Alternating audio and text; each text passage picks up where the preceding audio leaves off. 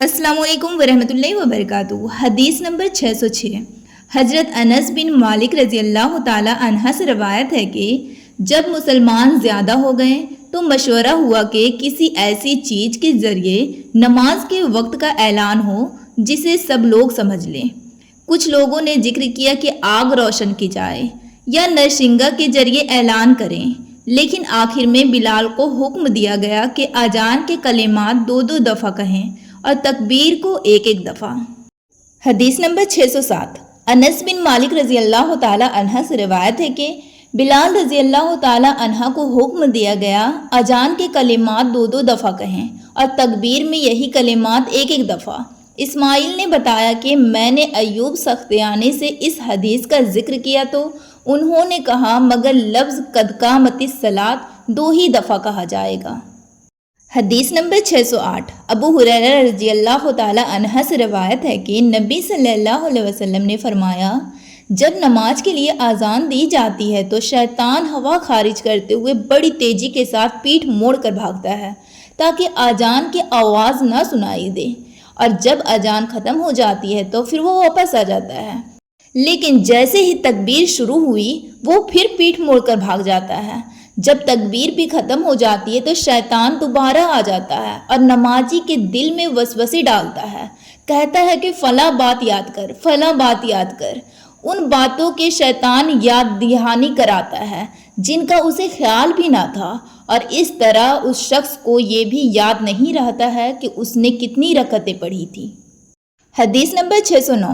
इमाम मालिक ने अब्दुर्रहमान बिन अब्दुल्लाह बिन अब्दुर्रहमान बिन अबी सासा अंसारी से खबर दी।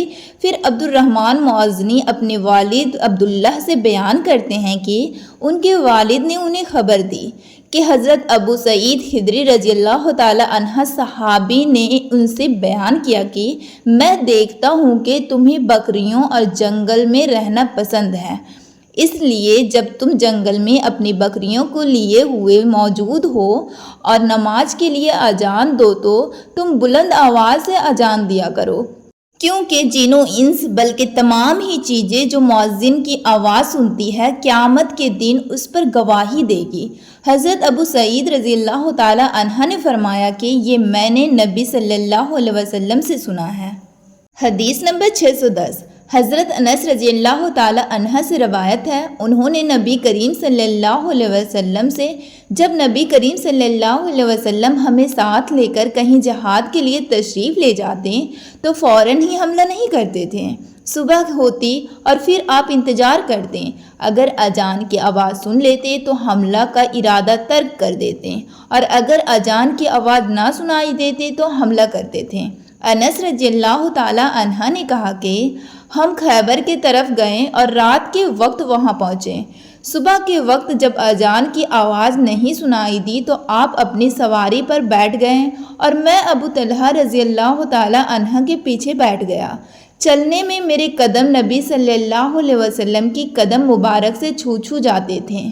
अनस रज़ियल्लाहु ताला अन्हा ने कहा कि खैबर के लोग अपने टोकरों और कुदालों को लिए हुए अपने काम काज को बाहर निकले तो उन्होंने रसूल करीम सल्लल्लाहु अलैहि वसल्लम को देखा और चिल्ला उठे कि मोहम्मद वल्लाह मोहम्मद सल्लल्लाहु अलैहि वसल्लम पूरी फ़ौज समेत आ गए। अनस ने कहा कि जब नबी सल्लल्लाहु अलैहि वसल्लम ने उन्हें देखा तो आपने फरमाया कि अल्लाहु अकबर, अल्लाहु अकबर, खैबर पर खराबी आ गई। बेशक जब हम किसी कौम के मैदान में उतर जाएं तो डराए हुए लोगों की सुबह बुरी हो गई। हदीस नंबर 611। हज़रत अबू सईद खिदरी रज़ियल्लाहु ताला अन्हा से रवायत है कि नबी करीम सल्लल्लाहु अलैहि वसल्लम ने फरमाया कि जब तुम अजान सुनो तो जिस तरह मुअज्जिन कहता है उसी तरह तुम भी कहो। हदीस नंबर 612। ईसा बिन तलहा ने बयान किया कि उन्होंने मुआविया बिन अबी सुफियान से एक दिन सुना, आप जवाब में मुअज्जिन के ही अल्फाज को दोहरा रहे थे, अशहदु अन्ना मुहम्मदर रसूलुल्लाह तक।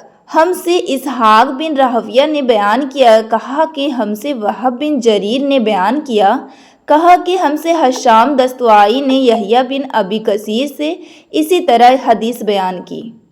हदीस नंबर 613। یحییٰ نے کہا کہ مجھ سے میرے باز بھائیوں نے حدیث بیان کی کہ جب مؤذن نے حی علی الصلاۃ کہا تو معاویہ رضی اللہ تعالی عنہ نے لا حول ولا قوت الا باللہ کہا اور کہنے لگے کہ ہم نے نبی صلی اللہ علیہ وسلم سے ایسا ہی کہتے سنا ہے۔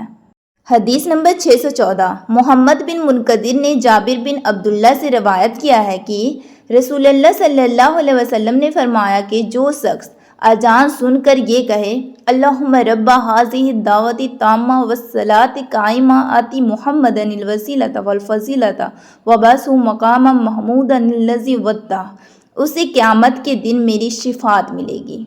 حدیث نمبر 615۔ امام مالک نے سمیع سے جو ابو بکر عبد الرحمن بن حارث کے غلام تھے خبر دی، انہوں نے ابو صالح ذکوان سے جو انہوں نے حضرت ابو ہریرہ رضی اللہ تعالی عنہ کے حضرت صلی اللہ علیہ وسلم نے فرمایا کہ اگر لوگوں کو معلوم ہوتا کہ اذان کہنے اور نماز پہلی صف میں پڑھنے سے کتنا ثواب ملتا ہے، پھر ان کے لیے قرعہ ڈالنے کے سوائے اور کوئی چارہ نہ باقی رہتا تو البتہ اس پر قرعہ اندازی ہی کرتے، اور اگر لوگوں کو معلوم ہو جاتا کہ نماز کے لیے جلدی آنے میں کتنا ثواب ملتا ہے تو اس کے لیے ایک دوسرے سے آگے بڑھنے کی کوشش کرتے، اور اگر لوگوں کو معلوم ہو جاتا کہ عشاء اور صبح کی نماز کا ثواب کتنا ملتا ہے تو ضرور چونتڑوں کی بل گھسیٹتے ہوئے ان کے لیے آتے۔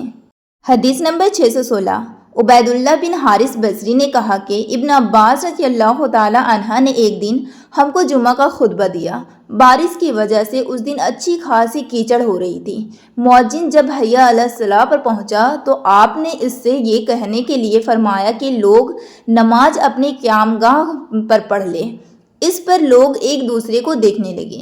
ابن عباس رضی اللہ تعالی عنہ نے کہا کہ اسی طرح مجھ سے جو افضل تھے انہوں نے بھی کیا تھا، اور اس میں شک نہیں کہ جمعہ واجب ہے۔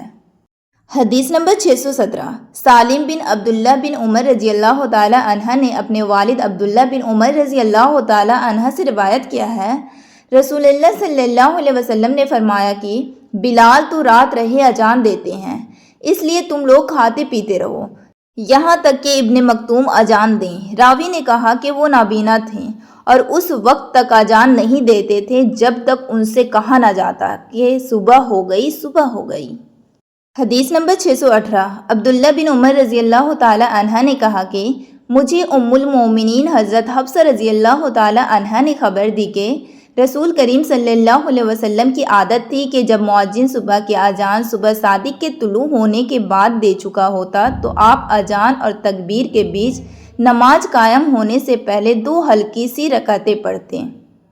حدیث نمبر 619۔ عبد الرحمن بن عوف نے حضرت عائشہ صدیقہ رضی اللہ تعالی عنہا سے روایت کیا ہے کہ نبی صلی اللہ علیہ وسلم فجر کی اذان اور اقامت کے درمیان 2 ہلکی سی رکعتیں پڑھتے تھے۔